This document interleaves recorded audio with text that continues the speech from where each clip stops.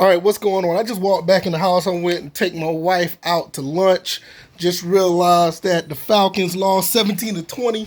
I was watching the game on my phone, and it was like we just got the ball back. As soon as I got in the car, I saw the big sack by Chase Young, and I was like, oh my God, they just need to get in field goal range.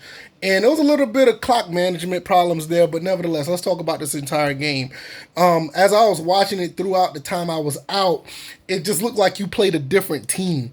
The Saints were a totally different team than what you saw in weeks past because their coach just got fired. And this is what I was talking about earlier this week, it being a trap game. These type of games you gotta be careful with because this is a different team that you're playing. You're playing a team that's a little bit rejuvenated. They got a little bit of mojo with them, and it just showed. They played totally different than what you saw. And even with all of that, we were still able to make it a game. Even the interception by Kirk Cousins, which that looked very Desmond Ritter-ish. And even with the drop pass that was by was Alvin Kamara to ice the game, which was very Saquon Barkley-ish, if you know what I mean about the Saquon Barkley drop when in week 2 against the Eagles. We had every chance to win this game, but at the end of the day, you just was up against too much going into New Orleans, playing against a totally different Saints team that you did not see before.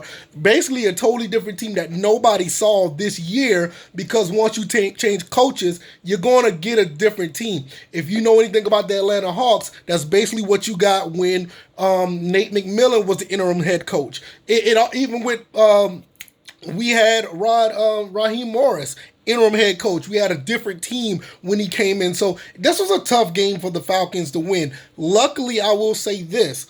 The Falcons are in good shape because they've got so big of a lead in the division. It didn't hurt them that much. But what's going forward is they're going to have to find a way to win games outside the division even more now, because even though that you lost this game, what it does do, it still puts you behind against other NFC teams in the division. In the conference. So, yeah, you can afford one division loss. Yes, I get it. And people are going to be a little down about this game. I get it. You're supposed to win this game. But I knew going in, once they fired their coach, Dennis Allen was fired, I knew it was going to be a different type of ball game. This is not going to be the type of team. You can look at the Saints, and they were playing with so much different type of energy to the point where, like, okay, what do we do with this?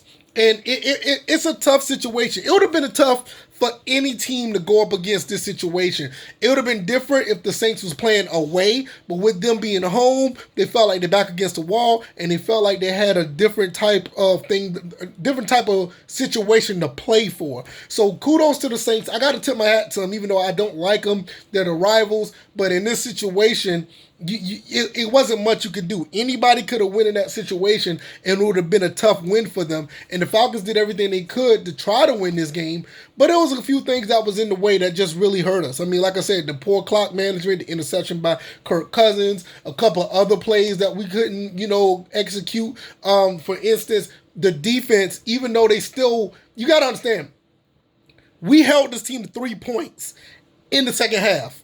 The defense did their job for the most part, but still, man, early in the game, you can't give up those big plays. We did not give up big plays like that all season, and we gave up 2 big plays to set up touchdowns, and almost 3 if Alvin Kamara didn't drop that ball. So, the season's not over. You're 6-4. You only lost 1 game in the division. You got to lead. Hopefully that Tampa Bay loses to San Francisco, and I think we're going to be fine.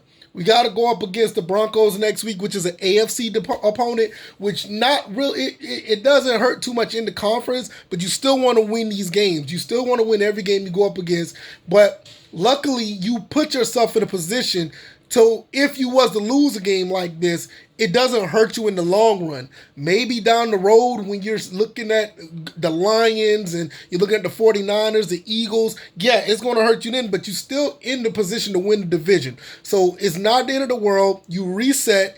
You just played a different team this week, and kudos to the Saints for galvanizing around their interim head coach. That's what teams do. Like I said earlier, you've seen it in other sports with Nate McMillan. You saw it with Raheem when he came in as interim head coach.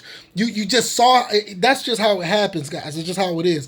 But at the end of the day, the Falcons just need to reset. You're going up against Bo Nix. You're going to Mile High Stadium. It's going to be a different atmosphere. So you're going to have to go in there and try to win that game. Just reset and reload. And I think we're going to be okay for the most part. We got to watch what the Broncos do, because that is very hostile territory, regardless of what type of quality of team they got in Denver. It's still a hostile territory, but I still think we got the team to compete with anybody.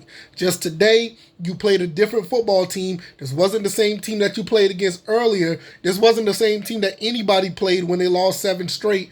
It's just a totally different team with the new interim coach, and it happens. So with that being said, the Falcons need to bounce back. We'll talk about that later in the week, and we're also going to talk a little bit more about Georgia Southern, because that Dexter Williams transfer is a lot bigger than people may not want to talk about, or it's bigger than people that are not talking about it, and also it may be bigger than what we think. But we'll talk about that later. I'm going to get up out of here. I'm going to hang out for the rest of the day. Y'all take it easy. I'm out. Peace.